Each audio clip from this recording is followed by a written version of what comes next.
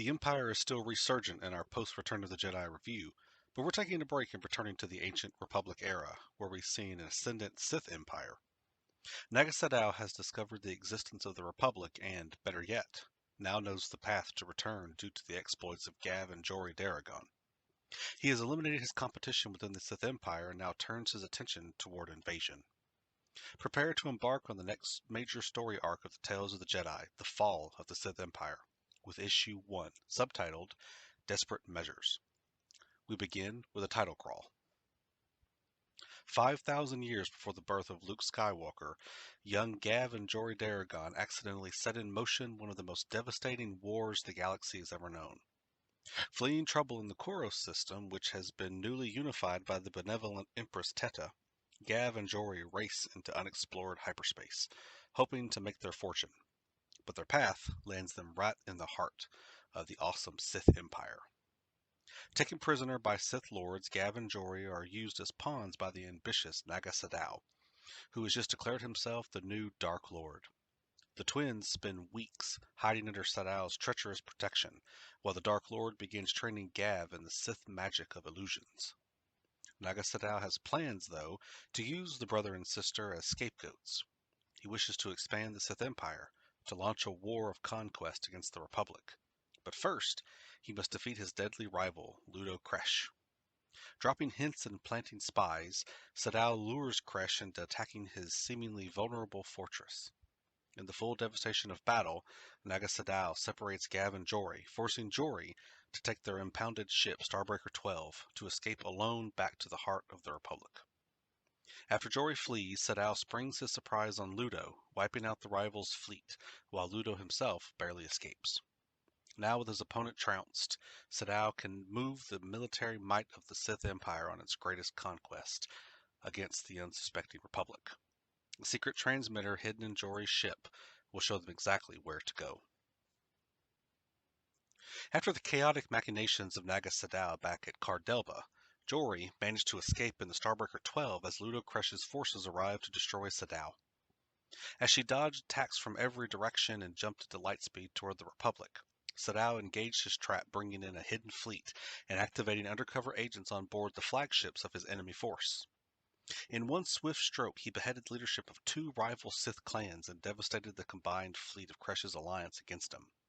He readies his forces and looks toward the Republic. Jori arrives at Koros Major, narrowly avoiding collision with a Koros battleship. This attracts the attention of the Senegar authorities, which take chase.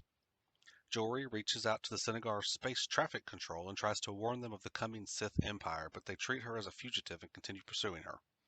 She lands Starbreaker 12 and is arrested for a long list of criminal offenses. Back at Cardelba, Gav has been left behind by his sister upon his urging her to flee.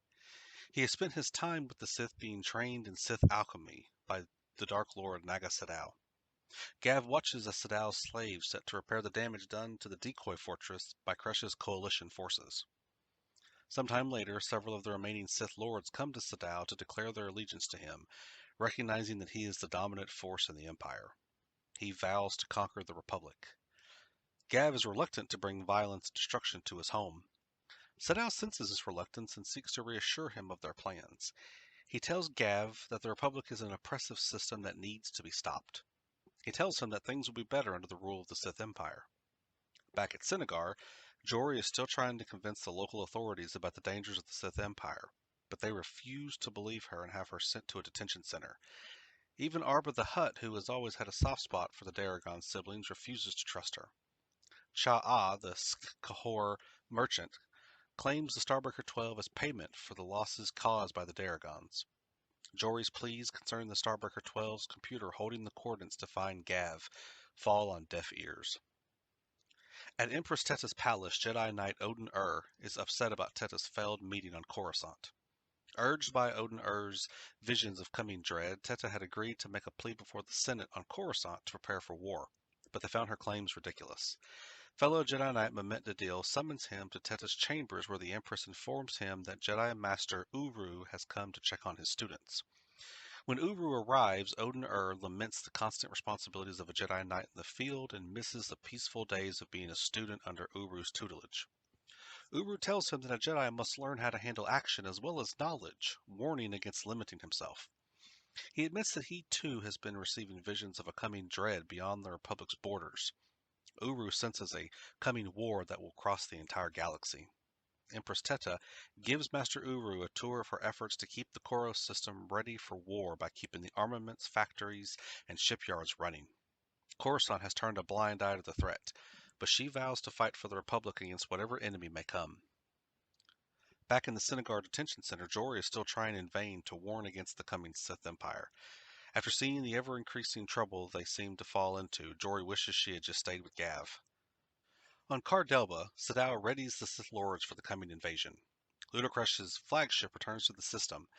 Kresh contacts all the Sith Lords and denounces Sadow as a traitor that will bring the Empire to ruin.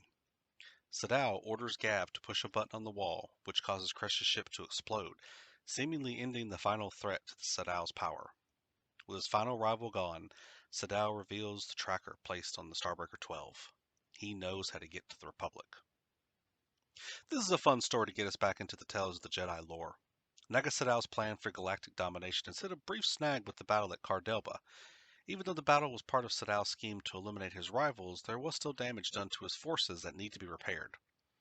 As the issue concludes, his forces are back to full strength and his rivals have been removed.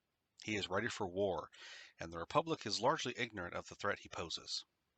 Back in Republic territory, Jori falls into further trouble upon arriving back at Koros Major. Her constant attempts at warning the Senegar authorities of the coming threat fall on deaf ears, just as Empress Teta's did with the Republic Senate.